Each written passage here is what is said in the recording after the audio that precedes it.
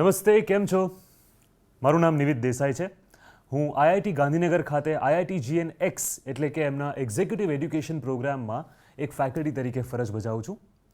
અને આજના ખાસ વેબિનારમાં શાસન અને સેવામાં એઆઈના રોલ અંગેના વેબિનારમાં આપનું સ્વાગત છે. આ વિષય વિશે વાત કરવાની ખાસ જરૂર કેમ પડી?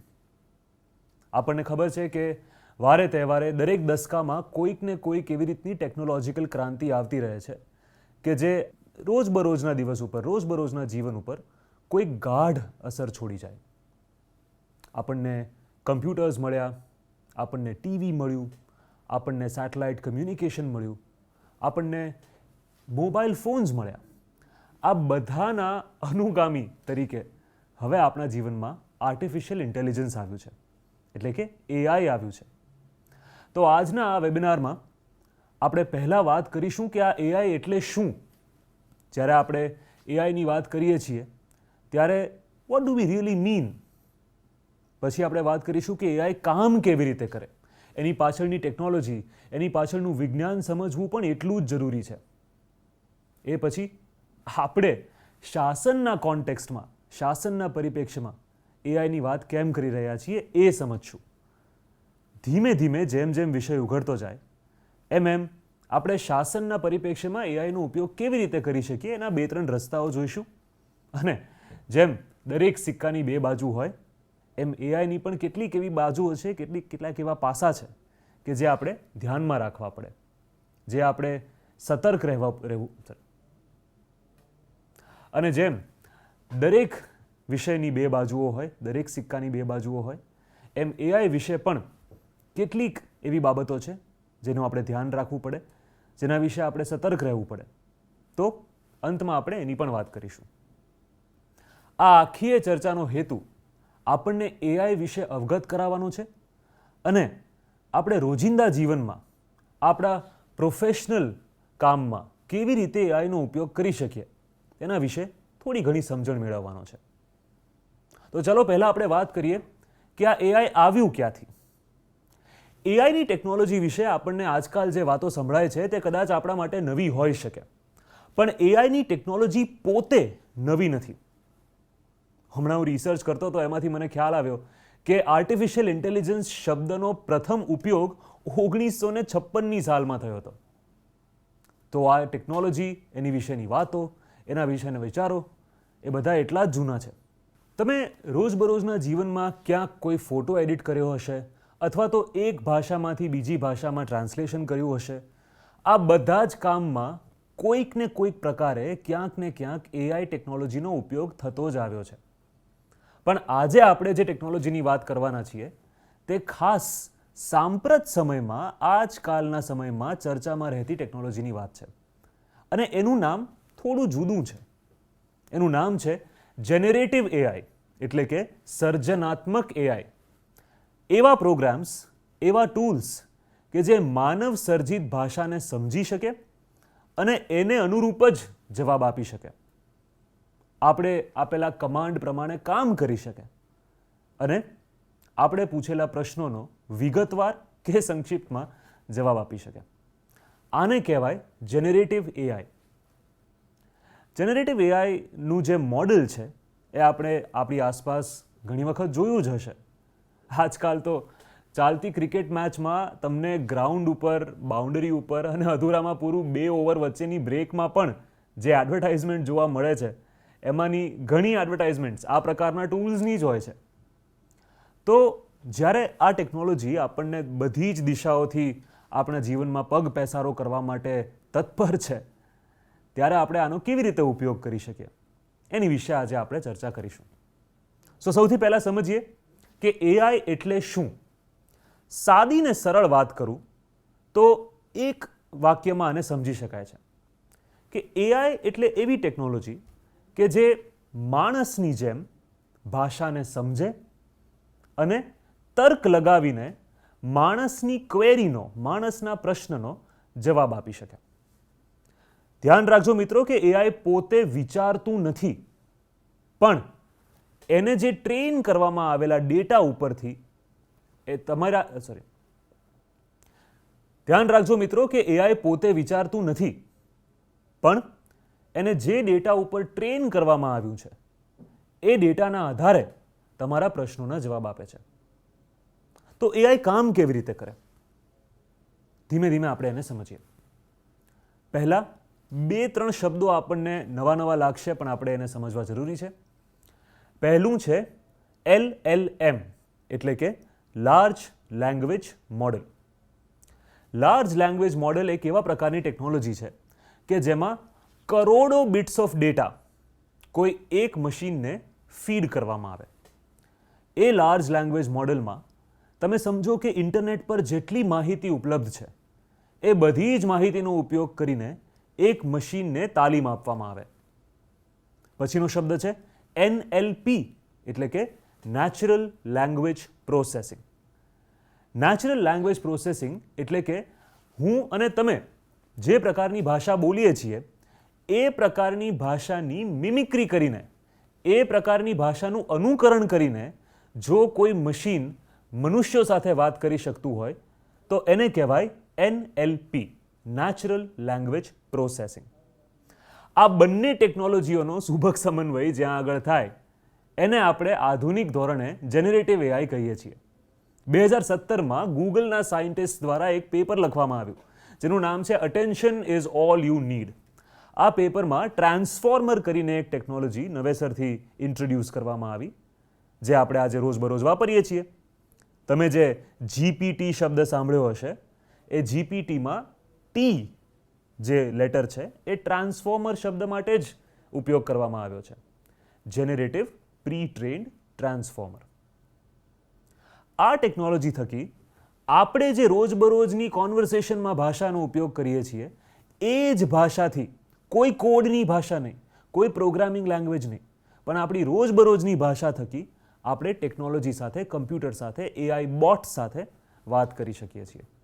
માટે એઆઈ એટલે એવી ટેકનોલોજી કે જે મનુષ્યની ભાષા અનુસાર તર્ક કરી શકે અને તમારી ક્વેરીનો જવાબ આપી શકે. તમે જે ક્વેરી પૂછી, તમે જે સવાલ પૂછ્યો એને યાદ રાખી શકે અને એમાંથી ઉત્તરોત્તર નવી વસ્તુઓ શીખી પણ શકે. આ થઈ એઆઈની બૃહદ વ્યાખ્યા, બ્રોડ ડેફિનેશન. હવે આપણે આગળ જોઈએ કે એઆઈનું ઉદાહરણ શું. હવે આપણે જોઈએ કે એઆઈનું ઉદાહરણ શું હોઈ શકે.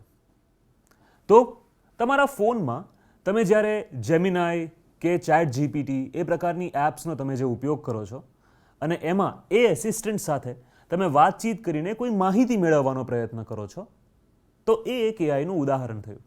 અને મેં તમને શરૂઆતમાં કહ્યું એવી રીતે આપણે ભૂતકાળમાં તો એઆઈ ટેકનોલોજીનો ઉપયોગ કરી જ ચૂક્યા છીએ. પછી એ ફોટોઝના એડિટિંગ માટે હોય કે ભાષાંતરણ માટે, આ બધી જ ટેકનોલોજીમાં ક્યાંક ને ક્યાંક એઆઈનો ઉપયોગ થાય જ છે.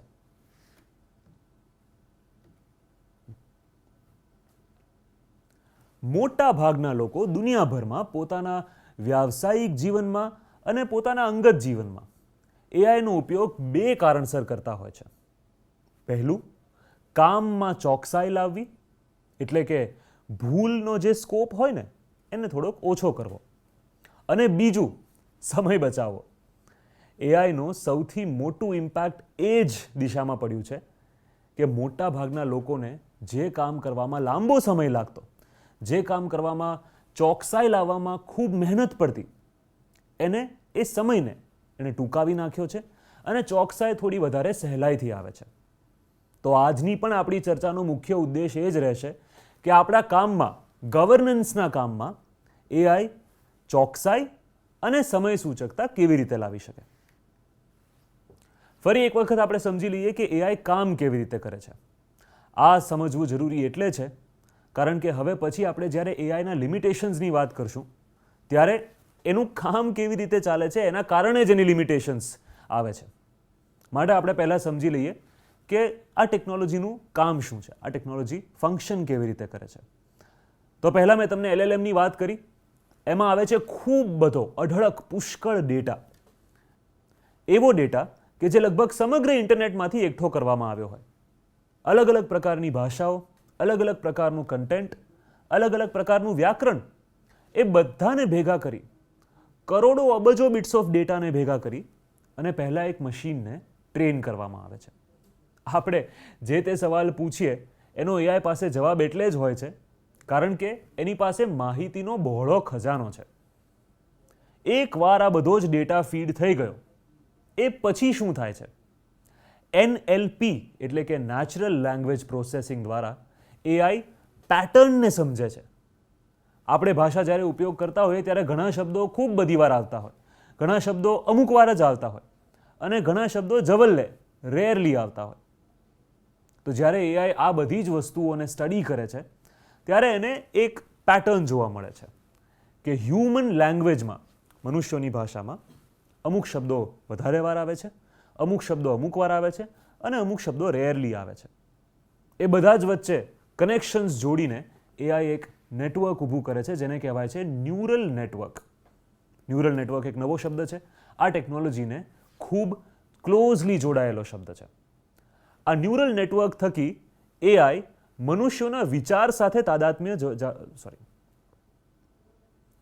આ ન્યુરલ નેટવર્ક થકી એઆઈ મનુષ્યના વિચારો સાથે તાદાત્મ્ય જાળવવાની કોશિશ કરે છે. અને અંતે જ્યારે આપણે કોઈ ક્વેરી આપીએ, જ્યારે આપણે કોઈ પ્રશ્ન પૂછીએ ત્યારે આપણા પ્રશ્નમાં જેટલા પણ શબ્દો હાજર છે, જેટલા પણ વિચારો હાજર છે, એ બધાના અનુસંધાનમાં એનો પોતાની પાસે જે ડેટા છે એમાંથી કનેક્શન્સ શોધીને, પેટર્ન્સ શોધીને એ તમને તમારા પ્રશ્નનો વિગતવાર જવાબ આપી શકે છે. તમારા કમાન્ડ થકી વિગતવાર કામ કરી શકે છે. આ બધું એટલે જ શક્ય છે કારણ કે એઆઈ પાસે બહોળી માત્રામાં ટ્રેનિંગ ડેટા છે. અલગ અલગ મોડલ્સ જેમ કે ચેટ જીપીટી, જેમિનાઈ, ક્લાઉડ, આ બધા જ નામ તમે સાંભળ્યા હશે. આ બધા જ મોડલ્સ અલગ અલગ પ્રકારના ડેટા ઉપર ટ્રેન્ડ છે. જે તે કંપનીઓ પોતાના ડેટાને ટ્રેન કરવા માટે ખૂબ બધો સમય ફાળવે છે અને આપણે જે પ્રકારની ક્વેરી એઆઈને આપીએ એ થકી પણ આ બધા જ મોડલ્સ નવી બાબતો શીખતા રહે છે. ઘણીવાર તમે જોયું હશે કે તમને જો કોઈ પ્રશ્નનો જવાબ મળે તો એઆઈ તમને સામું પૂછશે કે શું તમને આ પ્રશ્નના જવાબથી સંતોષ થયો? એવું કેમ પૂછે છે? કારણ કે જો તમે એને હામાં જવાબ આપો તો એ જ પ્રકારનો જવાબ, એ જ પ્રકારની ભાષા એ બીજા અન્ય યુઝર્સ સુધી પણ પહોંચાડશે. આપણા પોતાના એઆઈ સાથેના ઇન્ટરેક્શન થકી પણ એઆઈના ટૂલ્સ નવી વસ્તુઓ શીખતા રહે છે. એને કહેવાય છે રિકર્સિવ લર્નિંગ. આ બધી ટેકનિકલ બાબતો છે, આપણે સમજવી એટલે જરૂરી છે કારણ કે આ ટેકનિકલ બાબતો થકી જ એઆઈની કેટલીક શોર્ટકમિંગ્સ આવે છે ભવિષ્યમાં. સમજીશું, આપણે એને પણ સમજીશું. પરંતુ હાલ લેટ્સ સી કે આપણે શાસનમાં, ગવર્નન્સમાં એઆઈની વાત કેમ કરવા માટે આગળ વધી રહ્યા છીએ.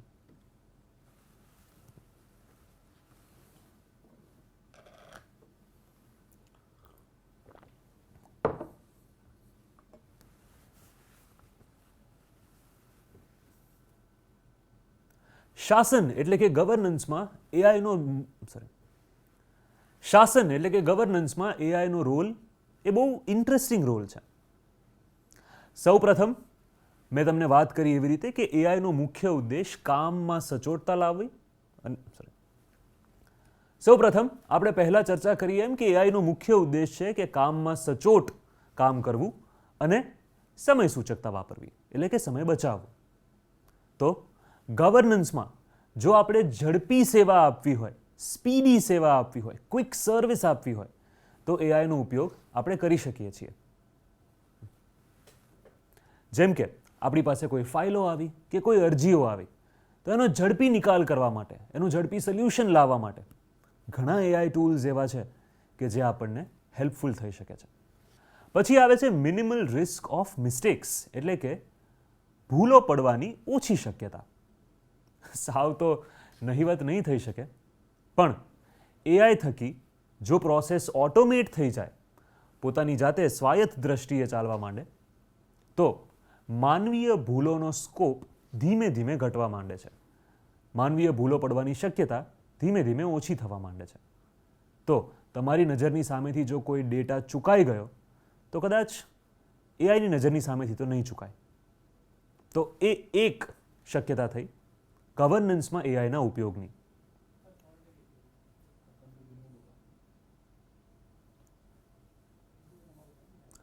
પછી આપણે જોઈએ પારદર્શિતા એટલે કે ટ્રાન્સપેરન્સી. રાજકીય શાસનના રોજબરોજના વહીવટમાં જો કોઈ વ્યક્તિ રાજકીય શાસનના રોજબરોજના વહીવટમાં જો કોઈ વંચિત વ્યક્તિ સુધી લાભ પહોંચાડવાનો હોય તો એ વ્યક્તિનું ચયન અને એ વ્યક્તિ સુધી લાભ કેવી રીતે પહોંચાડવો એ સમગ્ર સ્ટ્રેટેજી બનાવવામાં તમને એઆઈ મદદરૂપ થઈ શકે છે.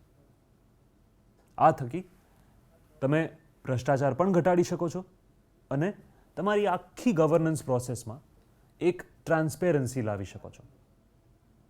અને અંતે મારા મતે સરકારી યોજનાઓમાં લાભ લેવા માટે એક સૌથી મોટું બેરિયર હોય છે હ્યુમન અવેલેબિલિટી. પણ એઆઈમાં એક ફાયદો એ છે કે 24 કલાક અવેલેબલ રહી શકે છે. એટલે ચેટબોટ્સ થકી અને ઇન્ફોર્મેશન પોર્ટલ્સ થકી નાગરિકો સરકારની ઇન્ફોર્મેશનનો, સરકારની માહિતીનો 24 કલાક એમને જ્યારે મન પડે ત્યારે લાભ લઈ શકે છે. માટે શાસનના પરિપ્રેક્ષ્યમાં, ગવર્નન્સના પરિપ્રેક્ષ્યમાં એઆઈની વાત કરવી મહત્ત્વની બની જાય છે. કારણ કે જો આ ટેકનોલોજીનો આપણે ઉપયોગ કરીએ તો ભવિષ્યમાં ઘણા કામ સરળ, સમયબદ્ધ અને સુગમ થઈ જશે. મારે એક વાતની અહીંયા ચોખવટ કરવી પડે કે આ મંચ ઉપરથી અને આપણી વાતચીત દરમિયાન મારો એઆઈની એડવોકસી કરવાનો કોઈ ઉદ્દેશ નથી. આ હજી એક વિકસતી ટેકનોલોજી છે. આમાં હજી ઘણા જ ચેન્જીસ આવી શકશે. પરંતુ આપણે ખાલી એ જ વાત કરીએ છીએ કે જો આનું ઇમ્પ્લિમેન્ટેશન લાવવામાં આવે, જો આ વસ્તુનું એપ્લિકેશન કરવામાં આવે તો એના કયા કયા પાસાઓનું ધ્યાન રાખવું જોઈએ. કારણ કે ભવિષ્યમાં આમાં જે પ્રકારના ચેન્જીસ આવશે એ આપણને 2 વર્ષ પહેલાં પણ ખબર નહોતી અને 2 વર્ષ પછીની પણ ખબર નથી. રોજે રોજ ટેકનોલોજીની દુનિયામાં ખૂબ નવા ચેન્જીસ આવે છે. ખાસ કરીને એઆઈની ટેકનોલોજીમાં આપણને ખબર છે કે ફેબ્રુઆરી મહિનામાં દિલ્હીમાં ઇન્ડિયા એઆઈ સમિટ યોજાઈ અને જેમાં ખૂબ નવી ટેકનોલોજી વિશે વાતો થઈ. માટે એક સજાગ નાગરિક તરીકે અને એક સજાગ સેવક તરીકે ઇટ ઇઝ ઇમ્પોર્ટન્ટ કે આપણે એઆઈના થતા ડેવલપમેન્ટ્સને ખૂબ ધ્યાનથી ચકાસીએ અને એના ઉપર એક છાપતી નજર રાખીએ, જેથી કરીને ભવિષ્યમાં જો કોઈ પણ પ્રકારનું નવું ઇન્વેન્શન એઆઈની દુનિયામાં આવે તો એને આપણે સમજીને, વિચારીને અને ન્યાયપૂર્વક એનો ઉપયોગ કરીએ. તો એ ડિસ્ક્લેમર સાથે, એ વાત સાથે આપણે આગળ વધીએ અને જોઈએ કે આપણા રોજબરોજના પ્રોફેશનલ કોન્ટેક્સ્ટમાં, ગવર્નન્સમાં એઆઈ કઈ કઈ રીતે ઉપયોગી થઈ શકે. એઆઈનો સૌથી પ્રાઇમરી, સૌથી પ્રાથમિક ઉપયોગ છે માહિતી માટેનો, એટલે કે ઇન્ફોર્મેશન માટેનો. ઇન્ટરનેટ થકી આપણને દુનિયાભરની સમગ્ર ઇન્ફોર્મેશન આપણા માટે ઉપલબ્ધ થઈ અને એઆઈ થકી એ સમગ્ર ઇન્ફોર્મેશનને શોધવાનો શ્રમ ઘણો ઓછો થયો છે. માટે તમને કોઈ પણ પ્રકારની માહિતી જોઈતી હોય દુનિયાભરમાંથી, સમગ્ર ઇન્ટરનેટ પરથી, સમગ્ર પબ્લિશ્ડ હ્યુમન નોલેજમાંથી, તો એઆઈની મદદથી તમે માહિતી મેળવી શકો છો. તો પહેલો એનો સૌથી પ્રાથમિક ઉપયોગ થાય છે માહિતી મેળવવા માટેનો. તમારે એક પબ્લિક સર્વન્ટ તરીકે લોકો સુધી સરકારી યોજનાઓની જાણકારી પણ જો પહોંચાડવી હોય તો તમારા દ્વારા પ્રિપેર્ડ એઆઈ ચેટબોટ્સ થકી સરકારી યોજનાઓની જાણકારી તમે પહોંચાડી શકો છો. આ યોજના અને આ સુવિધા કોને લાગુ પડશે, કેટલો લાભ મળશે અને એ માટે અપ્લાય કરવાની પ્રોસિજર શું હોય છે, આ બધી જ જાણકારી થકી તમે એક એઆઈ ચેટબોટ બનાવી શકો છો અને જેના થકી તમે પ્રજા સુધી એની સચોટ, સાચી અને સમયબદ્ધ જાણકારી પહોંચાડી શકો છો. આના માટે તમારે કસ્ટમ જીપીટી નામનું એક ટૂલ તમને કોઈ પણ ટૂલમાં, ચેટ જીપીટીમાં, ક્લોડમાં, જેમિનાઈમાં કસ્ટમ જીપીટી નામનું ટૂલ તમને અવેલેબલ મળશે, જેમાં તમે સરકારની યોજનાને સંલગ્ન જેટલા પણ ડોક્યુમેન્ટ્સ હોય એમાંથી માહિતી લઈને તમે ફીડ કરી શકો છો અને લોકો સુધી એ માહિતી પહોંચાડી શકો છો.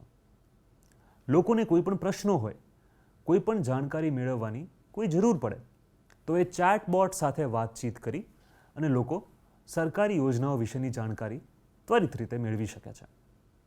આ તો વાત થઈ પબ્લિક ફેસિંગ પ્રોફેશનલ કમિટમેન્ટની. પણ આપણા પોતાના ડેવલપમેન્ટનું શું?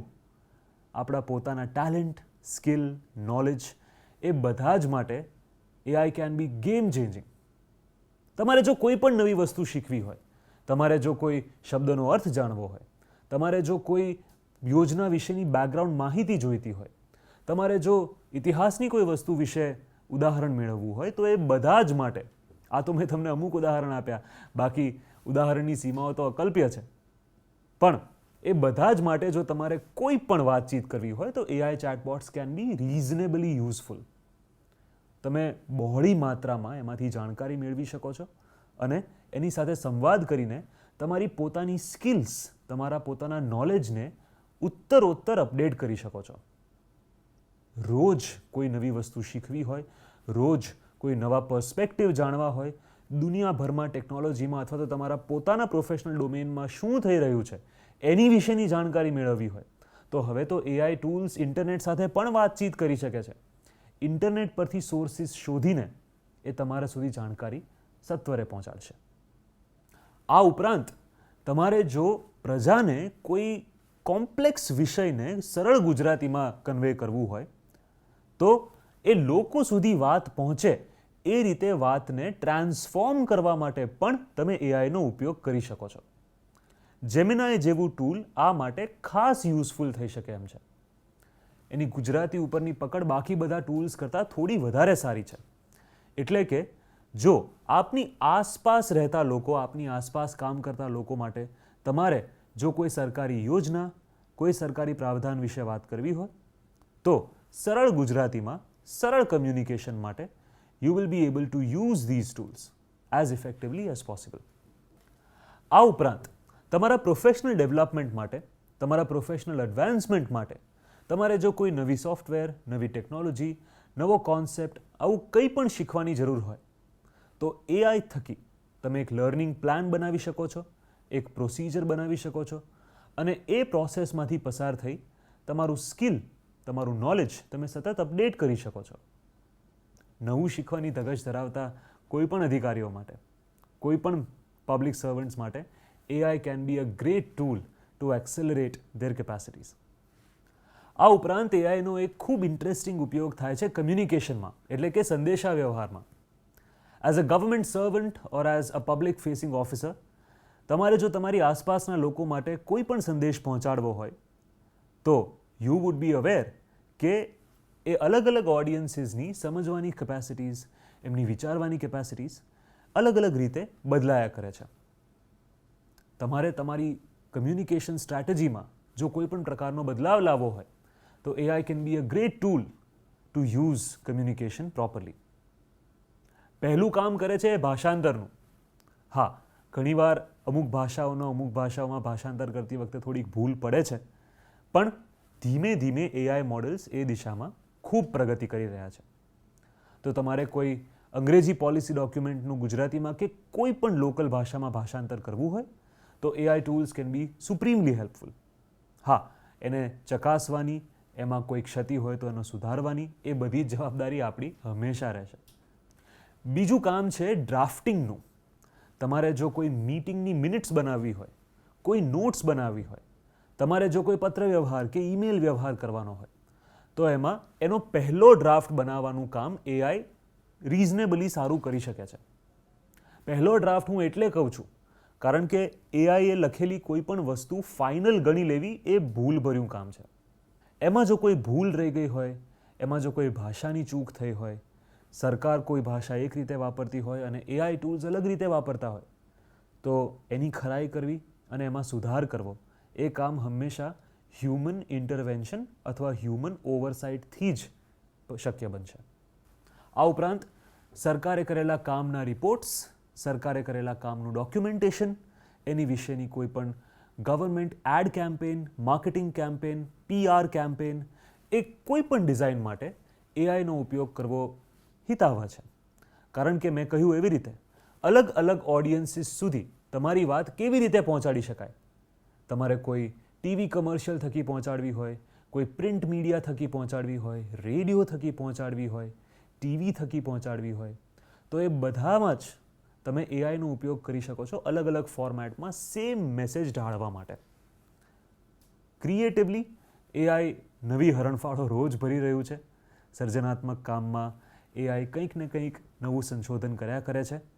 માટે દુનિયાભરમાં ગવર્મેન્ટ કમ્યુનિકેશન કેવી રીતે થાય છે અને એના અનુસંધાનમાં આપણે ગવર્મેન્ટ કમ્યુનિકેશન કેવી રીતે કરી શકીએ એની વિશેની તમારે જો તુલનાત્મક માહિતી જોઈતી હોય, કમ્પેરેટિવ ઇન્ફોર્મેશન જોઈતી હોય, તો AI can be a good tool to start thinking in that direction.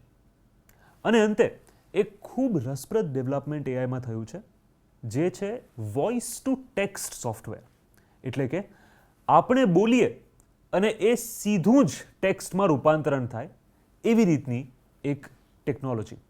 Voice to text software થકી તમે જે ડિક્ટેશન આપો છો એનું તરત ને તરત ટેક્સ્ટમાં રૂપાંતરણ તમે તમારે સ્ક્રીન ઉપર જોઈ શકો છો. અમુક ભાષાઓમાં આ વસ્તુ હજી ડેવલપ થઈ રહી છે. ગુજરાતીમાં હજી એની ચોકસાઈ મેળવવાની વાર છે. પણ ધીમે ધીમે જો આપણે એની સાથે એક્સપેરિમેન્ટેશન કરતા જઈએ તો મેં કહ્યું એવી રીતે આપણા પોતાના ઇનપુટ થકી પણ મોડેલ્સ સમજી શકે છે, મોડેલ્સ શીખી શકે છે. માટે જો તમારે એક્સપેરિમેન્ટ કરવું હોય તો આ એક વાત તમે એક્સપેરિમેન્ટ કરી શકો છો. Voice to text software. આની માટેના ઘણા ટૂલ્સ તમને ઓનલાઈન મળી રહેશે અને એની માટેના ઘણા સોફ્ટવેર પણ રેડીલી અવેલેબલ છે. હવે વાત કરીએ એક બહોળા પ્રમાણમાં ગવર્નન્સમાં એટલે કે શાસનમાં એઆઈના ઉપયોગો આપણે કેવી રીતે કરી શકીએ. તો પહેલાં આપણે વાત થઈ એવી રીતે ચેટબોટ્સ. ચેટબોટ્સને આપણે થોડા વિસ્તારમાં સમજીએ. ચેટબોટ્સ એટલે એવી કોઈ પણ ટેકનોલોજી કે જે વેબસાઇટમાં ઇન્ટરનેટ ઉપર કોઈ પણ માહિતીને પ્રશ્ન અને જવાબના ફોર્મેટમાં ઢાળી શકે.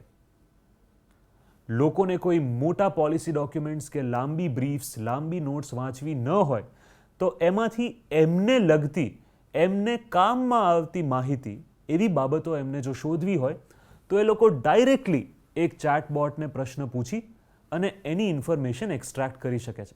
જેમાં આપણે ચેટ જીપીટી કે જેમિનાઈ સાથે કરીએ છીએ. આપણે પ્રશ્ન પૂછીએ છીએ અને આપણા પ્રશ્નોનો જવાબ આપે છે. આપણને બહોળા પ્રમાણમાં એની પાસેથી માહિતી મળી રહે છે કારણ કે મેં કહ્યું એવી રીતે એ આખા ઇન્ટરનેટ ઉપર ટ્રેન થયેલા મોડલ્સ છે. પણ જો આપણે કોઈ ચેટબોટને માત્ર સરકારી માહિતી ઉપર ટ્રેન કરીએ તો એ ચેટબોટ સાથે વાત કરી અને લોકો સરકારી માહિતી વિશે જાણકારી મેળવી શકે છે. નાગરિકોના રોજબરોજના સામાન્ય પ્રશ્નોના જવાબ, જેની માટે એમણે કોઈ કચેરી સુધી ધક્કો ખાવો પડતો હોય અથવા તો કોઈ અધિકારી સાથે વાત કરવી પડતી હોય અને કોઈ એક અધિકારી ખૂબ બધા નાગરિકોના જવાબ ન આપી શકે, એની માટે ચેટબોટ્સ એક એવી ટેકનોલોજી છે જેના થકી આપણે ખૂબ સરળતાથી આ પ્રશ્નનો નિકાલ કરી શકીએ છીએ. અન્ય એક સાયન્ટિફિક ડેવલપમેન્ટ એઆઈમાં કૃષિના ક્ષેત્રમાં ખૂબ સારું થઈ રહ્યું છે. એગ્રીકલ્ચરલ ટેકનોલોજીમાં એઆઈનો ઉપયોગ પાકમાં લાગતા રોગને ઓળખવામાં ખૂબ ઇન્ટરેસ્ટિંગ ડેવલપમેન્ટ્સ લાવી રહ્યું છે. એટલે કે એઆઈ થકી તમે પાકને જે પ્રકારના સિમ્પટમ્સ તમને દેખાતા હોય એને તમે એઆઈ મોડેલ્સમાં ફીડ કરો તો એ તમને રોગનું ડાયગ્નોસિસ બહુ સરળતાથી આપી શકે છે. આની માટેના ખૂબ ગ્રાઉન્ડ બ્રેકિંગ સંશોધનો હમણાં નજીકના ભૂતકાળમાં જ થયા છે અને ખૂબ બધી સરકારો દુનિયાભરમાં એઆઈનો ઉપયોગ કૃષિ સંસાધનના વિકાસ માટે કરી રહી છે. આ તો વાત થઈ કૃષિમાં લાગતા રોગની, પણ ઇવન ફોર પબ્લિક હેલ્થ, જન આરોગ્ય માટે બેસિક પ્રાથમિક સારવારમાં એઆઈની મદદ લઈ શકાય એમ છે. જ્યારે બહોળા પ્રમાણમાં કોઈ રોગચાળો ફાટી નીકળે અથવા તો ગ્રામ્ય સ્તરે કોઈ પ્રાથમિક આરોગ્યની જરૂર હોય તો એની વિશેની માહિતી એઆઈ થકી ડિઝાઇન કરીને ખૂબ ઓછા સમયમાં વધુ લોકો સુધી પહોંચાડી શકાય છે. હા, એઆઈના ઉપયોગમાં એક ખૂબ મહત્ત્વની વસ્તુ છે ધ્યાનમાં રાખવી કે મેડિકલ ડાયગ્નોસિસ અથવા તો મેડિકલ પ્રિસ્ક્રિપ્શન માટે એઆઈનો ઉપયોગ નથી કરવાનો, પણ મેડિકલ ગાઈડલાઇન્સના ડિઝાઇન માટે, મેડિકલ ગાઈડલાઇન્સના કમ્યુનિકેશન માટે AI can be a good tool to experiment and test for big chunks of audience. ત્રીજી અને એક ખૂબ સચોટ બાબત છે સરકારનું રેકોર્ડ કીપિંગ. એટલે કે સરકારની વર્ષો જૂની ફાઇલો, વર્ષો જૂના રેકોર્ડ્સ, ડોક્યુમેન્ટ્સ જો એક જગ્યાએ આર્કાઇવ થયેલા હોય અને એઆઈને એ ડોક્યુમેન્ટ્સ ઉપર ટ્રેન કરવામાં આવે તો એઆઈ થકી કોઈ પણ જૂની માહિતી, કોઈ પણ જૂનો ડેટા કે રેકોર્ડ્સ ચપટીમાં મેળવી શકાય છે. એ સર્ચ એન્જિન, એ સર્ચ એલ્ગોરિધમ એઆઈ થકી એ બધા જ ડોક્યુમેન્ટ્સને સ્ટ્રીમલાઇન કરે છે અને એમાંથી કોઈ માહિતી કોઈ પણ અધિકારીને, કોઈ પણ પબ્લિક સર્વન્ટને ખૂબ સરળતાથી મળી શકે એમ છે. કોઈ આર્કાઇવ્સમાં જઈને મેન્યુઅલી એ બધા જ વસ્તુઓને બ્રાઉઝ કરવાની હવે જરૂર નથી. આ ઉપરાંત શરૂઆતમાં વાત થઈ એવી રીતે કોઈ યોજના માટે ચોક્કસ પેરામીટર્સ, ચોક્કસ ગાઈડલાઇન્સ થકી કોઈ લાભાર્થીની ઓળખ કરવાની હોય તો એલ્ગોરિધમ થકી લાભાર્થીઓનું મેચિંગ શક્ય છે. એટલે કે કોઈ એલ્ગોરિધમ થકી એવી રીતની ડિઝાઇન કરવામાં આવે કે જેમાં ક્વોલિફિકેશન માટેના ક્રાઇટેરિયા અને લાભાર્થીની પ્રોફાઇલ એ બંને વચ્ચેનું મેચિંગ કરવા માટે તમે એઆઈનો ઉપયોગ કરી શકો છો.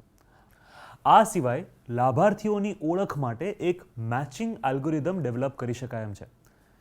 એલ્ગોરિધમ એટલે એવો કોઈ પણ પ્રોગ્રામ કે જે તમે આપેલું કામ સરળતાથી કરી શકે.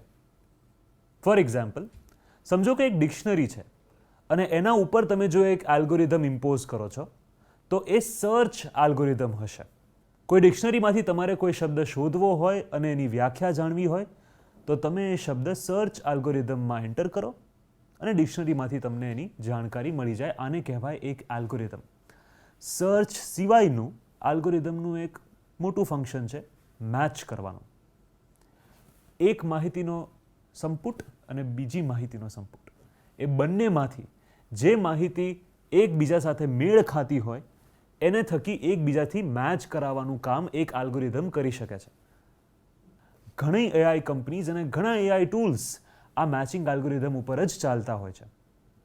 તો સમજો કે સરકારની કોઈ એક સ્કીમ, સરકારની કોઈ યોજના, એની માટેની ગાઈડલાઇન્સ તમે એલ્ગોરિધમની એક દિશામાં નાખો અને લાભાર્થીઓનો ડેટા તમે બીજી દિશામાં નાખો. મેચિંગ એલ્ગોરિધમ થકી સરકારની ગાઈડલાઇન્સ અને લાભાર્થીઓની પ્રોફાઇલ્સને મેચ કરવા માટેના પ્રોગ્રામ્સ તમે ડેવલપ કરી શકો છો. ઘણી ગવર્મેન્ટ્સ દુનિયાભરમાં લાભાર્થીઓની ચકાસણી અને લાભાર્થીઓની ઓળખ એઆઈ થકી કરતી શરૂ થઈ છે. એના પરથી આપણે કંઈક શીખી અને નવું ઇન્વેન્શન કરી શકીએ એમ છીએ. આ તો થઈ ગવર્નન્સ માટેની શક્યતાઓ.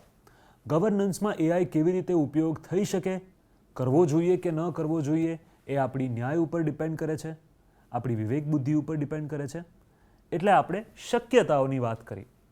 હવે મૂળ વાત આવે છે એના ફાયદા અને એના શોર્ટકમિંગ્સ, એટલે કે એની મર્યાદાઓ. પહેલાં આપણે એઆઈના ફાયદા જોઈએ. એઆઈ આપણું કામ કેવી રીતે સરળ કરી શકે છે, આપણે શું કામ કન્સિડર કરવું જોઈએ એઆઈનો ઉપયોગ કરવા માટે. Let's try to see that first. સૌથી પહેલું, એઆઈ આપણો સમય બચાવે છે. જે કામ કરવામાં સરકારને લાંબો સમય લાગે, એઆઈ થકી, એઆઈના ઉપયોગ થકી, એના ઇન્ટિગ્રેશન થકી સરકાર એ કામ ટૂંક સમયમાં કરી શકે છે અને નાગરિકો સુધી માહિતી, લાભ અને કોઈ પણ પ્રકારનો ઇમ્પેક્ટ ટૂંક સમયમાં પહોંચાડી શકે છે. આના થકી સરકારના કામની ગતિ અને ચોકસાઈ એ બંને વધવાની શક્યતા છે. સરકાર કામ વધુ ઝડપથી પણ કરી શકશે અને વધુ ચોકસાઈથી પણ કરી શકશે. બીજું, જે કામ મેન્યુઅલી થતા હતા, એટલે કે લોકો પોતાની મહેનત થકી કરતા હતા, લોકો પોતાના શ્રમ થકી કરતા હતા, એ મેન્યુઅલ કામો ઘણા ખરા ઓટોમેટિક થઈ જાય છે. એટલે કે લોકો પોતાના શ્રમ થકી, પોતાની મહેનત થકી જે કામ લાંબા સમય સુધી કરતા હતા એને ઓટોમેટ કરીને, એમાં પ્રોસેસ ઉમેરીને એ કામ ટૂંક સમયમાં થઈ શકે છે. આ ઓટોમેશન થકી સરકારના અધિકારીઓ અને સરકારના કર્મચારીઓ અન્ય બીજા કામમાં પોતાનો શ્રમ, પોતાની મહેનત એને ડાયવર્ટ કરી શકે છે અને એમનો સમય પણ બચી શકે છે. અને અંતે સરકાર પાસે જે ડેટા આવે છે, સરકાર પાસે જે માહિતી આવે છે, એનું વિશ્લેષણ, એનું એનાલિસિસ વધારે સરળતાથી, વધારે સુગમતાથી થઈ શકે છે. ડેટા એનાલિસિસ માટેના કેટલાક વિશેષ એઆઈના ટૂલ્સ છે, જેમ કે માઇક્રોસોફ્ટ કોપાઇલટ, જેમ કે ક્લોડ, જેમ કે ચેટ જીપીટી. આ બધા જ થકી તમે ડેટાનું વિશ્લેષણ કરી શકો છો, ડેટા શું કહેવા માંગે છે, એના શું ઇન્ફેરન્સીસ છે, એ બધાનું કલેક્શન કરી અને એમાંથી તમે નિર્ણય કરી શકો છો. આ માટેની જે મહેનત લાગતી એમાં સમય ઘણો ખરો બચી શકે છે. પરંતુ મેં શરૂઆતમાં કહ્યું એમ દરેક સિક્કાની બે બાજુની જેમ એઆઈની પણ બે બાજુઓ છે. તો જેટલા ફાયદા એનાથી વધારે મર્યાદાઓ છે. હાલ પૂરતી આજના એઆઈના ડેવલપમેન્ટમાં આપણે જોઈએ કે કેટલી મર્યાદાઓ એઆઈમાં નડે છે. સૌ પ્રથમ અને સૌથી ડેન્જરસ, સૌથી ઘાતક એ વાત છે કે એઆઈ ખોટી માહિતી પણ આપી શકે છે. તમે કોઈ પણ એઆઈ ટૂલ ખોલશો, એના સર્ચ બારની નીચે, એના ચેટ બારની નીચે સૌથી પહેલું વાક્ય એ જ લખ્યું હોય છે કે AI can make mistakes, please check output independently. AI ભૂલ કરી શકે છે. એના દ્વારા આપેલ કોઈ પણ વાતની ઇન્ડિપેન્ડન્ટલી ખરાઈ કરવી, ઇન્ડિપેન્ડન્ટલી ચોકસાઈ કરવી એ તમારી અને મારી જવાબદારી છે. માટે એઆઈએ આપેલી કોઈ પણ માહિતીનો, એણે આપેલા કોઈ પણ જવાબનો સરફેસ લેવલ ઉપર વિશ્વાસ ન કરવો. ટેકનિકલ ભાષામાં આને હેલ્યુસિનેશન કહે છે. એટલે કે આપણે આપેલી ક્વેરીનો ખોટો, ભળતો કે મિસલીડિંગ જવાબ આપવો એ એઆઈની ફિતરત બની જાય છે. કારણ કે એનું ન્યુરલ નેટવર્ક, જેની વિશે આપણે શરૂઆતમાં વાત કરી, એ ન્યુરલ નેટવર્ક કંઈક ખોટા કે ભૂલ ભરેલા કનેક્શન્સ બનાવી અને આપણને ખોટા જવાબ આપી શકે છે. ઘણીવાર એવું પણ થાય છે કે એઆઈએ આપેલી માહિતી સદંતર ખોટી નીકળે. એટલે કે એ ફેક્ટ્સ, એટલે કે તથ્યોને નવેસરથી ઉપજાવી કાઢેલા કોઈક અલગ જ પ્રકારની દિશામાં લઈ જાય. માટે જ તમે હમણાં છાપામાં વાંચ્યું હશે કે ગુજરાત હાઈકોર્ટે એક ઓર્ડર પાસ કર્યો છે કે ન તો આર્ગ્યુમેન્ટ્સ ડ્રાફ્ટ કરવામાં, ન તો વર્ડિક્ટ્સ ડ્રાફ્ટ કરવામાં, ન તો કોઈ પ્રકારના એવિડન્સ પ્રેઝન્ટ કરવામાં, ન્યાયની કોઈ પણ પ્રક્રિયામાં એઆઈનો ઉપયોગ ટાળવો, એઆઈનો ઉપયોગ ન કરવો. કેમ? કારણ કે દુનિયાભરમાં એવા કેસીસ આવ્યા છે કે જેમાં એઆઈએ જે કેસીસ અસ્તિત્વમાં જ ન હોય એના ઉદાહરણો લઈ અને આર્ગ્યુમેન્ટ્સ ડ્રાફ્ટ કરી છે. હવે આનાથી ખૂબ મોટો અનર્થ સર્જાઈ શકે એમ છે. માટે એઆઈ ખોટી માહિતી પણ આપવા માટે સક્ષમ છે એ વાત સમજવી સૌથી પહેલાં જરૂરી છે. એઆઈની મર્યાદાઓ વિશે વાત કરતા હોઈએ ત્યારે એઆઈની માહિતીમાં, એની ચોકસાઈમાં જે ખોટ છે અથવા તો એની ભૂલ કરવાની જે ક્ષમતા છે એની વિશે વાત કરવી સૌથી વધારે જરૂરી બની જાય છે. તમે જ્યારે કોઈ માહિતી માંગતા હો, તમે જ્યારે કોઈ સજેશન માંગતા હો, એ બધા જ પ્રોસેસીસમાં ઇન્ડિપેન્ડન્ટલી તમારી પોતાની રીતે એની ચોકસાઈ કરવી, એની ખરાઈ કરવી એ ખૂબ જરૂરી છે. આગ્રહપૂર્વક કહું છું, તમને જે કાંઈ પણ એઆઈનો આઉટપુટ મળે એની તમારી પોતાની રીતે ચોકસાઈ, ખરાઈ કરવી ન ભૂલતા. કારણ કે એઆઈ હેલ્યુસિનેશન્સ કરે છે. એઆઈ ભૂલ ભરેલી ખોટી માહિતી, ખોટા તથ્યો આપી શકે છે. એટલે એઆઈ ઉપર સંપૂર્ણપણે અવલંબિત થવું ભૂલ ભરેલું રહેશે. બીજું, એઆઈનો ઉપયોગ કરવા માટે થોડું પાયાનું ટેકનિકલ જ્ઞાન જરૂરી ખરું. માટે જ આજની વાતચીતની પણ મેં શરૂઆત કરી કે એઆઈ કામ કેવી રીતે કરે છે, એઆઈ પાછળનું વિજ્ઞાન, એની ટેકનોલોજી શું છે, એની આપણે પહેલાં વાત કરી. કારણ કે આપણે natural language processing, large language models, આ બધા જ કન્સેપ્ટ્સ ન સમજીએ અને તરત એઆઈ સાથે શું કરવું, શું ન કરવું એની વાત ઉપર આવી જઈએ તો આપણને એઆઈની મર્યાદાઓ કઈ ટેકનોલોજીમાંથી આવે છે એ ખબર નહીં પડે. માટે એઆઈનો વિવેકપૂર્વક ઉપયોગ કરવા માટે એની વિશેની પાયાની ટેકનિકલ સમજણ જરૂરી છે. કોઈ ટેકનિકલ સમજણ વગર જો એઆઈનો ઉપયોગ કરે તો એના દ્વારા આપેલી માહિતીને સાચી માની બેસવાને કારણે કોઈ પણ પ્રકારનો અનર્થ સર્જાઈ શકે છે. કોઈ પણ પ્રકારની ગેરસમજણ ઊભી થઈ શકે છે.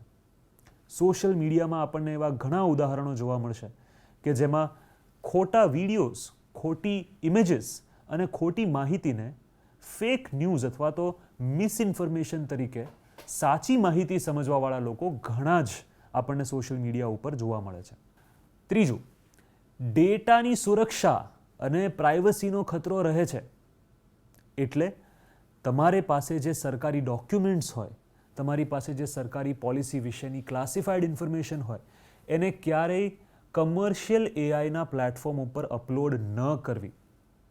કારણ કે આપણે શરૂઆતમાં વાત થઈ એવી રીતે તમે અપલોડ કરેલા ડોક્યુમેન્ટ્સ થકી પણ એઆઈ કંઈકનું કંઈક શીખતું રહેશે અને એના સર્વર્સ ઇન્ડિયામાં હોસ્ટેડ નથી. એના ડેટા સેન્ટર્સ, એઆઈના સર્વર્સ ઇન્ડિયામાં હોસ્ટેડ નથી. મોટા ભાગની જે કંપનીઝ છે, જેમ કે ChatGPT બનાવતી કંપની, જેમિનાઈ બનાવતી કંપની, ક્લોડ બનાવતી કંપની, આ બધી જ કંપનીઝ યુએસમાં બેઝડ છે. એના ડેટા સર્વર્સ, એના ડેટા સેન્ટર્સ એ બધું જ અમેરિકામાં છે અને ઘણી એવી બીજી એઆઈસ છે કે જે ચાઇના કે રશિયા જેવા દેશોમાં એના સર્વર્સ હોસ્ટેડ છે. માટે વિવેકપૂર્વક ઉપયોગ કરવો. આપણા સરકારના જે કાંઈ પણ ડોક્યુમેન્ટ્સ હોય, જે કાંઈ પણ માહિતી હોય, એ ચોકસાઈ કર્યા વગર, ખરાઈ કર્યા વગર અપલોડ તો બિલકુલ ન કરવી. કારણ કે ડેટા સુરક્ષા અને પ્રાઇવસીનો ખતરો એઆઈમાં રહેલો છે. ઘણા કેસ થયા છે, ઘણા ડિસ્પ્યુટ્સ થયા છે કે જેના થકી આ બધી જ એઆઈ કંપનીઝે પોતાના રેકોર્ડ્સ ખોલવા પડ્યા છે કે એ લોકો કેવી રીતે યુઝર્સના ડેટાનો ઉપયોગ પોતાના મોડેલ્સને ટ્રેન કરવા માટે કરે છે, છતાં પણ સંપૂર્ણ પારદર્શિતા કે સંપૂર્ણ સ્પષ્ટતા હજી આપણને નથી મળી શકી. માટે be very careful while uploading any document to AI. અને ચોથું રિસ્ક એક હ્યુમન લેવલ ઉપર રહેલું છે. એટલે કે જો આપણે વધુ પડતા અવલંબિત થઈ જઈએ એઆઈ ઉપર તો આપણી પોતાની વિવેક બુદ્ધિ, આપણી પોતાની સર્જનાત્મકતા, આપણી પોતાની ક્રિટિકલ થિંકિંગ સ્કિલ્સ, નિર્ણય શક્તિ એ બધી જ ધીમે ધીમે થોડી ઘસાતી જતી હોય એવું રિસર્ચ પણ કહે છે. MIT, Stanford university, Harvard university, આ બધી જ યુનિવર્સિટીનું રિસર્ચ એવું કહે છે કે જો વિદ્યાર્થીઓ અને વયસ્ક લોકો, પ્રોફેશનલ્સ એઆઈનો ઉપયોગ એક અવલંબનના ધોરણે કરવા માંડે તો એમની પોતાની નિર્ણય શક્તિ ઉપર હાનિ પહોંચે છે. માટે જે વસ્તુઓ આપણે વિચારતા હોઈએ, જે બાબતો આપણે લખતા હોઈએ, જે આપણા પોતાના નિર્ણયો હોય, જે આપણી પોતાના પર્સપેક્ટિવ્સ હોય, એ બધાને આપણે જો એઆઈ ઉપર અવલંબિત કરી દઈએ તો આપણી પોતાની ક્રિટિકલ થિંકિંગ સ્કિલ્સ ઉપર લાંબા ગાળે ખૂબ માઠી અસર પડી શકે છે. એઆઈના ઉપયોગમાં આ એક સૌથી મોટી ડિબેટ છે અત્યારે. સૌથી મોટા મત પ્રવર્તે છે આ વિષય ઉપર કે કેટલી હદ સુધી એઆઈનો ઉપયોગ કરવો જોઈએ. માટે એ વિશેની ચોકસાઈ કરવી, એ વિશેની ખરાઈ કરવી એ હું તમારા ઉપર છોડું છું. તમારા પોતાના લિમિટેશન્સ, તમારી પોતાની મર્યાદાઓ, તમારી પોતાની બાઉન્ડરીઝ તમે જાતે બાંધો કે હું આ વિષય માટે એઆઈનો ઉપયોગ કરીશ અને હું આ વિષય માટે એઆઈનો ઉપયોગ નહીં જ કરું. જેમ કે મેં કહ્યું એવી રીતે કે એઆઈ જો હેલ્યુસિનેશન્સ કરતું હોય તો આપણી નિર્ણય શક્તિ એઆઈ ઉપર અવલંબિત કરવી એ ભૂલ ભરેલું રહેશે. આપણી સર્જનાત્મકતા એઆઈ ઉપર અવલંબિત કરવી એ ભૂલ ભરેલું રહેશે. માટે એન્ડ ટુ એન્ડ પ્રોસેસ કરવાની જગ્યાએ મિડલ ટુ મિડલ પ્રોસેસ કરવી વધારે હિતાવહ રહેશે. What do I mean by that? End to end એટલે શરૂઆતથી લઈને અંત સુધી એઆઈનો ઉપયોગ કરવો, અને મિડલ ટુ મિડલ એટલે શરૂઆત આપણી પોતાની નિર્ણય શક્તિથી કરવી, આપણી પોતાની સર્જનાત્મકતાથી કરવી, વચ્ચે ક્યાંક એઆઈ ટૂલ્સનો ઉપયોગ કરવો એની ભાષા સુધારવા માટે, એનું રીઝનિંગ સુધારવા માટે, એનો તર્ક સુધારવા માટે. આપણે જે કામ કોન્શિયસલી, સજાગતાપૂર્વક, વિવેક બુદ્ધિથી આપણે એને આપવું હોય એ આપવું, મિડલમાં એને એડિટ કરવું, એના ઉપર વધારે ચોકસાઈ ખરાઈપૂર્વક કામ કરવું, એની માહિતી ચકાસવી, અને જ્યારે એના અંત સુધી આવે એટલે કે એના બીજા એન્ડ સુધી આવે ત્યારે ફરીવાર એમાં આપણી પોતાની સર્જનાત્મકતા, આપણી પોતાની નિર્ણય શક્તિ, આપણી પોતાની વિવેક બુદ્ધિ એમાં રિફ્લેક્ટ થઈ શકે એવી રીતનું કામ કરવું. માટે એઆઈ એન્ડ ટુ એન્ડ ઉપયોગ કરવાની જગ્યાએ એઆઈનો મિડલ ટુ મિડલ ઉપયોગ કરવો વધારે હિતાવહ છે. આ હતા એઆઈ વિશેના પ્રોઝ એન્ડ કોન્સ, ફાયદાઓ અને મર્યાદાઓ. મેં કહ્યું એવી રીતે ફાયદાઓ તો છે જ, આપણો સમય બચે છે, આપણું કામ સરળ થાય છે, કમ્યુનિકેશનમાં ખૂબ બધા બેરિયર્સને આપણે ઓવરકમ કરી શકીએ છીએ, પરંતુ એની સામે એની જે મર્યાદાઓ છે, એના જે લિમિટેશન્સ છે, જે કોન્સ છે, એ ટેકનિકલ લેવલ ઉપર પણ ઘણા છે અને હ્યુમન લેવલ ઉપર પણ ઘણા છે. માટે વિવેકપૂર્વક એઆઈનો ઉપયોગ કરવો એ હિતાવહ રહેશે. હાલ પૂરતું. ભવિષ્યમાં આ પ્રોઝ એન્ડ કોન્સનું લિસ્ટ બદલાવાના ચાન્સીસ પૂરા છે. આ જે પ્રોઝ એન્ડ કોન્સનું લિસ્ટ અત્યારે મેં જે તૈયાર કર્યું છે એ 2 વર્ષ પહેલાં આ રીતનું નહોતું અને મને ખાતરી છે કે 6 મહિના પછી પણ આ રીતનું નહીં હોય. મેં કહ્યું એમ, આ ઇમર્જિંગ ટેકનોલોજીના ક્ષેત્રમાં આવે છે, એટલે કે રોજબરોજ આમાં કંઈકનું કંઈક નવું સંશોધન, નવા ઇન્વેન્શન, નવું ઉત્પાદન આમાં થતું રહે છે. માટે જો તમારે કોન્શિયસલી એઆઈનો ઉપયોગ કરવો હોય તો પ્લીઝ મેક શ્યોર કે તમે એ સંશોધનનો, એ ઉત્પાદનનો, એ ઇન્વેન્શનનો ટ્રેક રાખો. જોતા રહો કે અલગ અલગ દિશાઓમાં અલગ અલગ ગવર્મેન્ટ્સ કેવી રીતે નવા ટૂલ્સનો ઉપયોગ થાય છે, કેવી રીતે નવા ટૂલ્સ અલગ અલગ ગવર્મેન્ટ્સને સારી કેપેસિટીઝ પ્રોવાઈડ કરે છે. અને પછી વિચારો કે આપણા કામમાં, સરકારના કામમાં કેવી રીતે આ ટૂલ્સ વિવેકપૂર્વક, એની મર્યાદાપૂર્વક એનો ઉપયોગ કરવાથી ફાયદો થઈ શકે એમ છે. એઆઈ વાપરતી વખતે કેટલીક સાવચેતી રાખવી પણ જરૂરી છે.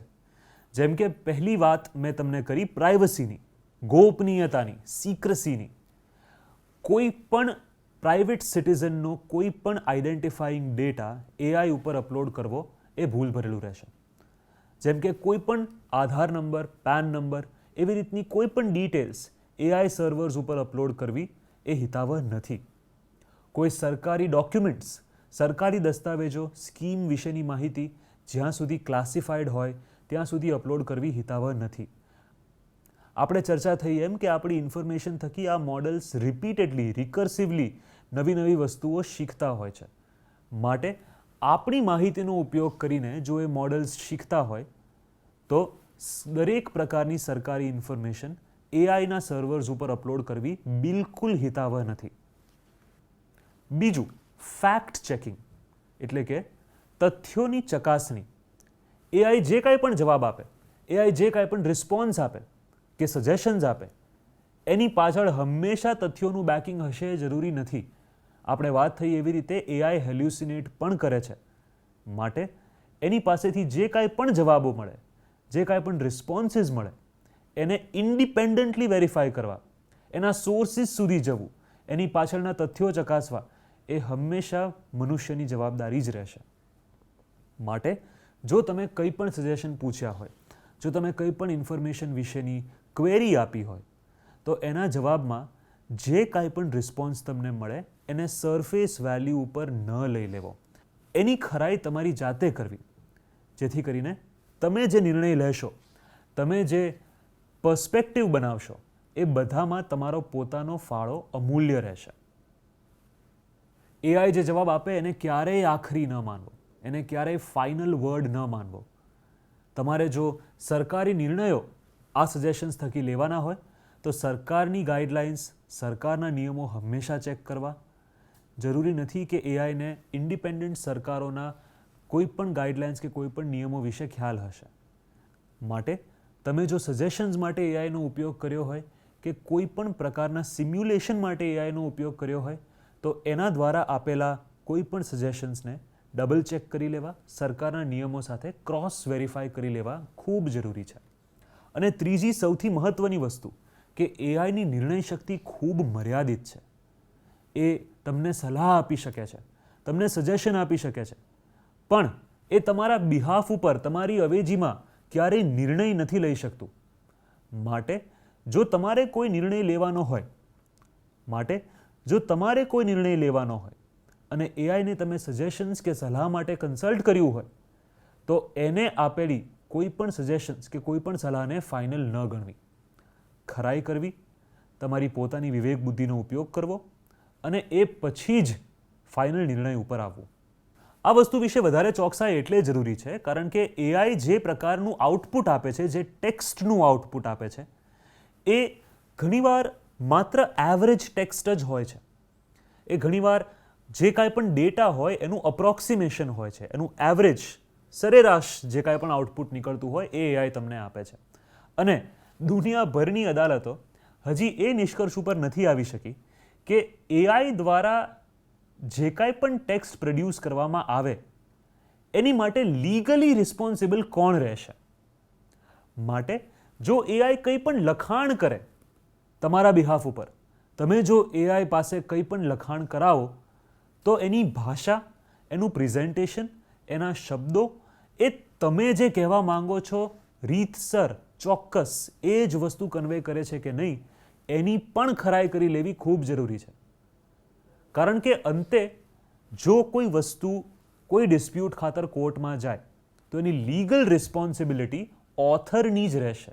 એની લીગલ રિસ્પોન્સિબિલિટી એ જે તે જવાબદાર અધિકારી કે કર્મચારીની જ રહેશે. જો તમે એઆઈ વિશેની આર્ગ્યુમેન્ટ્સ આપશો તો હજી કોઈ નિષ્કર્ષ નથી નીકળ્યો કે એઆઈની ઓથરશિપ કોની રહેશે.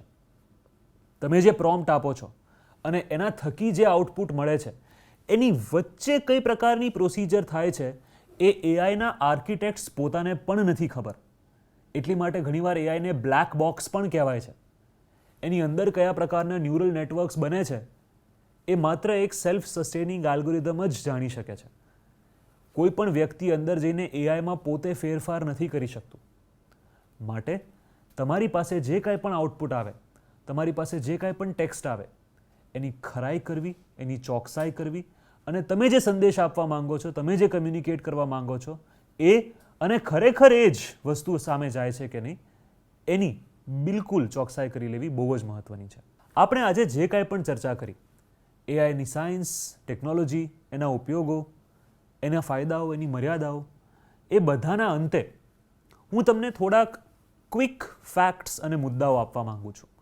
શું કરવું અને શું ન કરવું, do's and don'ts, tips and tricks, જેથી કરીને આ લિસ્ટ થકી રોજબરોજના જીવનમાં તમારે એઆઈનો ઉપયોગ કરવો કે નહીં એ વિષયનો વિવેકપૂર્વક નિર્ણય તમે લઈ શકો. તો ચાલો જોઈએ કેટલાક ડૂઝ એન્ડ ડોન્ટ્સ, શું કરવું અને શું ન કરવું. નંબર 1, એઆઈને પૂછતી વખતે સ્પષ્ટ અને વિગતવાર સૂચના આપો. એઆઈને તમે જે કમાન્ડ આપો છો એને ટેકનિકલ ભાષામાં પ્રોમ્પ્ટ કહેવાય છે. PROMPT, પ્રોમ્પ્ટ એટલે કે તમે એઆઈને આપેલો કમાન્ડ. તમે જો એને કોઈ પણ સૂચના આપો છો કે કોઈ પણ પ્રશ્ન પૂછો છો તો એ પ્રોમ્પ્ટની ભાષા ચોક્કસ હોવી, સ્પષ્ટ હોવી એ બહુ જરૂરી છે. આ માટેનું જે સ્કિલ છે એને કહેવાય છે પ્રોમ્પ્ટ એન્જિનિયરિંગ. તમારે જો આની વિશે વધારે જાણકારી મેળવવી હોય તો ઓનલાઈન કેટલાક કોર્સિસ છે, કેટલાક વિડીયોઝ છે જે તમારે જો આ વિશે વધારે જાણકારી મેળવવી હોય તો ઓનલાઈન ઘણા કોર્સિસ અને વિડીયોઝ ઉપલબ્ધ છે જેના થકી તમે પ્રોમ્પ્ટ એન્જિનિયરિંગ વિશે વધારે જાણકારી મેળવી શકશો. એવું કહેવાય છે કે ભવિષ્યમાં પ્રોમ્પ્ટ એન્જિનિયરિંગ એક ઉભરતા સ્કિલ તરીકે બહાર આવશે. માટે આઈ વુડ રેકમેન્ડ કે તમારે જો આ વિશે વધારે એવું કહેવાય છે કે ભવિષ્યમાં પ્રોમ્પ્ટ એન્જિનિયરિંગ એક ઉભરતા સ્કિલ તરીકે બહાર આવશે. માટે જો તમારે પ્રોમ્પ્ટ એન્જિનિયરિંગ વિશે વધારે માહિતી મેળવવી હોય તો ઓનલાઈન તમને એની વિશે પૂરતા રિસોર્સિસ મળી રહેશે. પણ રોજબરોજની વાતચીતમાં એઆઈને તમે જે કાંઈ પણ સૂચના આપતા હો એની વિશે સ્પષ્ટ ભાષા વાપરવી બહુ જરૂરી છે. બીજું, કામકાજમાં તમારે કાર્યક્ષમતામાં વધારો કરવો હોય તો ઉત્તરોત્તર એઆઈમાં એક્સપેરિમેન્ટ્સ કરતા રહો. કારણ કે મેં કહ્યું એમ મોડલ્સ ધીમે ધીમે વિકસતા જાય છે. એની કેપેસિટીઝ, એ શું કરી શકે છે, કેટલા કામ માટે સક્ષમ છે, એ બધામાં આંતરે દિવસે કંઈકનો કંઈક વધારો થતો રહે છે. માટે સતત એક વૈજ્ઞાનિક અભિગમ અપનાવો, એક સાયન્ટિફિક ટેમ્પેરામેન્ટ અપનાવો એઆઈ વિશે ખૂબ મહત્વનો બની રહેશે. રોજ જો કંઈક નવા નવા ડેવલપમેન્ટ્સ થતા હોય તો એ તમારા કામમાં કેવી રીતે અપ્લાય થઈ શકે છે કે નથી થઈ શકતા એની વિશેની ચોકસાઈ કરતા રહેવું એ તમને રિસન્ટ ટેકનોલોજીકલ ડેવલપમેન્ટ સાથે અપડેટેડ રાખશે. અને શું કરવામાં સૌથી ફાઇનલ વાત એ કે હ્યુમન ઇન ધ લૂપ એટલે કે માનવીય દેખરેખ હંમેશા રાખવી. હ્યુમન ઇન ધ લૂપ પણ એક ટેકનિકલ ટર્મ છે. એટલે કે એઆઈના સંપૂર્ણ લૂપમાં તમે પ્રોમ્પ્ટ આપો અને એનું આઉટપુટ મળે ત્યાં સુધી સતત તમારી પોતાની પ્રેઝન્સ, તમારી પોતાની હાજરી એમાં હોવી ખૂબ જરૂરી છે. હ્યુમન ઇન ધ લૂપ થકી તમે એઆઈના હાલ્યુસિનેશન્સ, એની ખોટી માહિતી આપવાની તાસીરને થોડી મર્યાદિત કરી શકશો અને તમારી નિર્ણય શક્તિને કોઈ પણ પ્રકારની હાનિ પહોંચાડવાથી બચી શકશો. આની સામે બીજા પાસા, શું ન કરવું. એઆઈ ઉપર સંપૂર્ણ રીતે નિર્ભર ન રહો, કારણ કે આપણે એને મર્યાદાઓ વિશે વિગતવાર ચર્ચા કરી છે.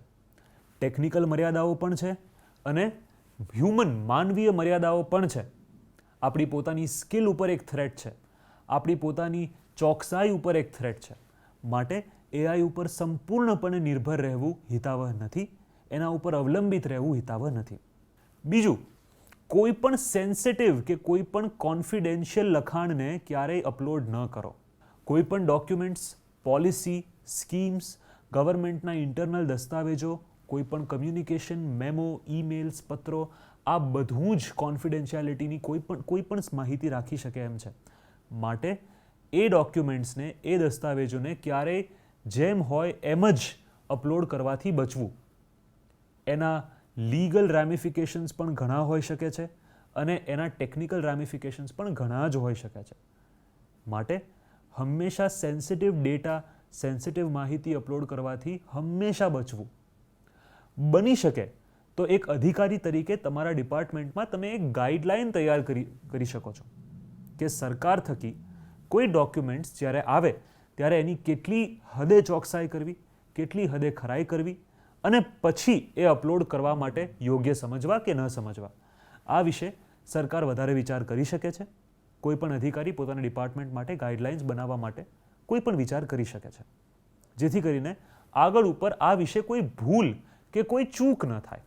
અને ફાઇનલી, એઆઈ કોઈ પણ લખાણ તમને આપે, કોઈ પણ માહિતી આપે, એને વાંચ્યા વગર, એના ઉપર વિચાર કર્યા વગર, એની વિશે મંથન કર્યા વગર એને આગળ ન ધપાવી. મેં કહ્યું એમ, એઆઈ એક અલગ પ્રકારના એલ્ગોરિધમ ઉપર કામ કરે છે. સર્જનાત્મક એઆઈ છે, જેનરેટિવ એઆઈ છે. માટે એના પોતાના કેલ્ક્યુલેશન્સ, એની પોતાની ગણતરી થકી એ તમને ટેક્સ્ચ્યુઅલ આઉટપુટ આપતું રહેશે. પરંતુ એના ઉપર સંપૂર્ણપણે વિશ્વાસ કરવો એ ભૂલ ભરેલું છે. માટે જ્યારે ક્યારે પણ તમને ટેક્સ્ટ આઉટપુટ એઆઈ થકી મળે ત્યારે એને વિશે પૂરતી ચકાસણી કરવી, પૂરતી ખરાઈ કરવી અને પછી જો લાગે તો એમાં સુધારા વધારા કરવા, જેથી કરીને human in the loop maintain થઈ શકે, માનવીય દેખરેખ મેન્ટેન થઈ શકે. એ થયો એઆઈનો વિવેકપૂર્વક ઉપયોગ, એઆઈનો ચોકસાઈપૂર્વક ઉપયોગ. તો આ હતી આજની આપણી વાત. આપણે શરૂ કર્યું એઆઈના બેકગ્રાઉન્ડ સાથે, એઆઈની સાયન્સ અને ટેકનોલોજી સાથે. એ પછી આપણે સમજ્યા કે એઆઈનો ગવર્નન્સમાં શું રોલ છે. પછી આપણે અલગ અલગ એપ્લિકેશન્સ જોઈ કે સંદેશા વ્યવહાર માટે, માહિતી માટે, શિક્ષણ માટે, ગવર્નન્સ માટે, હેલ્થ માટે, આ બધા માટે આપણે ક્યાં એઆઈનો કેવી રીતે ઉપયોગ કરી શકીએ.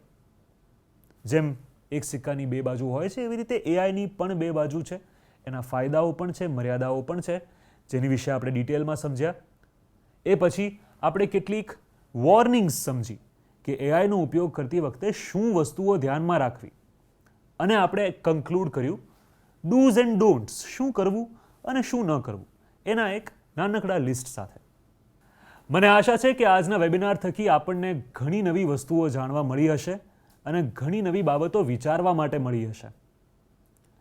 મહત્વની વાત એ છે કે આપણે એઆઈનો ઉપયોગ કરવાનો છે, એઆઈએ આપણો ઉપયોગ નથી કરવાનો. માટે આપણે જે કાંઈ પણ ઓથોરિટી, જે કાંઈ પણ એજન્સી આપણી પાસે રિટેન કરી શકીએ એટલી હંમેશા કરવી અને રાખવી, પ્રોટેક્ટ કરીને રાખવી, જેથી કરીને આગળ ઉપર જે કાંઈ પણ ટેકનોલોજીકલ ડેવલપમેન્ટ્સ થાય એમાં we can stay on top and we don't let machines use us. Thank you so much for joining today.